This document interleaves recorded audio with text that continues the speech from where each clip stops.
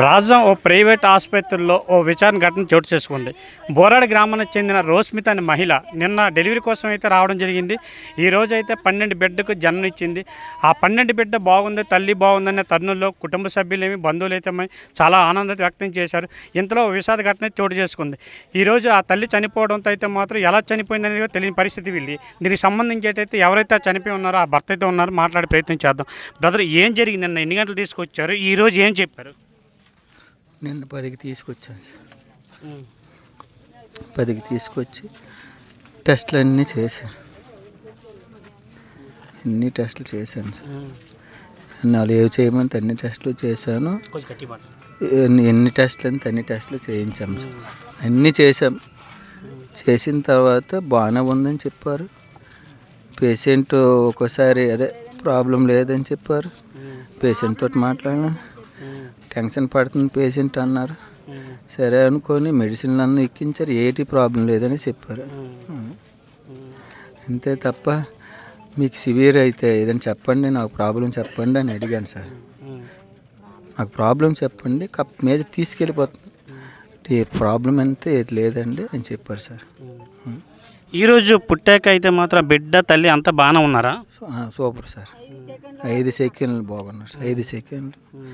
ఒక సిస్టర్ ఒక ఇంజక్షన్ ఇచ్చారు. అక్కడి నుంచి మనిషి సవాలు కమ్మేసింది. కళ్ళు తేలేసింది సార్. 5 నిమిషాలు, 5 సెకండ్లు, 5 సెకండ్లు. కేవలం వీళ్ళు నిర్లక్ష్యం అంటారా? నిర్లక్ష్యమే సార్. ఓన్లీ నిర్లక్ష్యమే. ఇదే విషయానికి సంబంధించి ఆడపడుచు ఉన్నారు. ఆడపడుచు కూడా మాట్లాడే ప్రయత్నం చేద్దాం. అమ్మ, చెప్పండి, మీకు ఏమవుతారు ఆవిడ? నిన్నైతే మాత్రం ఎన్ని గంటలు తీసుకొచ్చారు? ఈరోజు ఏమని చెప్పారు? మా వదినే సార్ నిన్న మధ్యాహ్నం 12-1 గంట టైంలోని డెలివరీ శిశువుకు జన్మనిచ్చింది. బాగానే బిడ్డ తల్లి ఇద్దరు కూడా క్షేమంగానే ఆ రూమ్కి ఇచ్చారు. ఇచ్చిన తర్వాత యూరిన్ అవ్వలేదు సార్. యూరిన్ అవ్వలేదని చెప్తుంటే ఏటి ప్రాబ్లం అని చెప్తుంటే యూరిన్ అవ్వకపోతే సెలైన్ బాటిల్ పెడుతూనే ఉన్నారు. సెలైన్ బాటిల్ పెడుతూనే ఉన్నారు. ఆ పెట్టిన వాటర్ అనేది బయటకు పోతుందా లేదని మరి చూడలేదు. మరి చూడాలి కదా సార్. మరి పెట్టిన వాటర్ అనేది బయటకు వెళ్తుంది. సెలైన్ అంటే ముందే తను ఏదైనా ప్రాబ్లంగా ఆవిడకి అనిపించిందేమో, బహుశా అనిపించవచ్చు, బయటకు పంపించకపోవచ్చు, ఏదో అలా అని నా అనుమానం సార్. అది మీరు ఏమనుకుంటున్నారు? వైద్యుల నిర్లక్ష్యం కేవలం? వైద్యుల నిర్లక్ష్యమే సార్.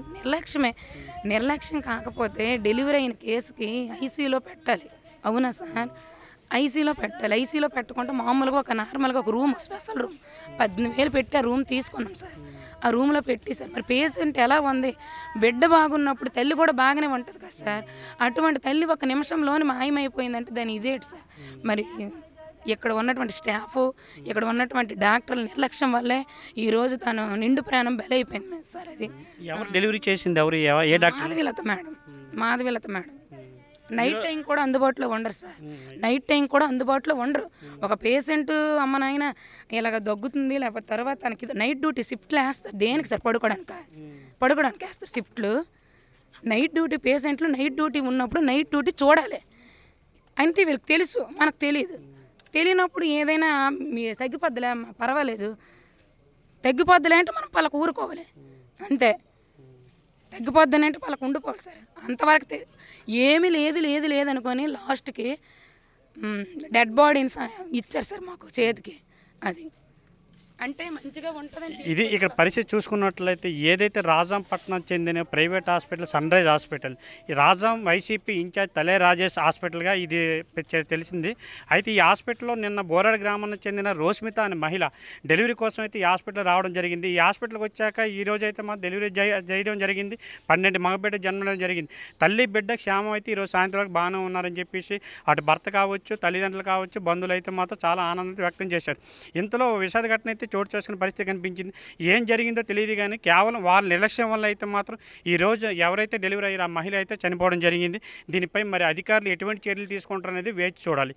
రాజా నుంచి సురేష్, RTV, ఉమ్మడి శ్రీకాకుళం జిల్లా. ఇండియా పాకిస్తాన్ ఉద్రిక్తతలపై లేటెస్ట్ అప్డేట్స్ కోసం డౌన్లోడ్ చేసుకోండి RTV లైవ్ యాప్.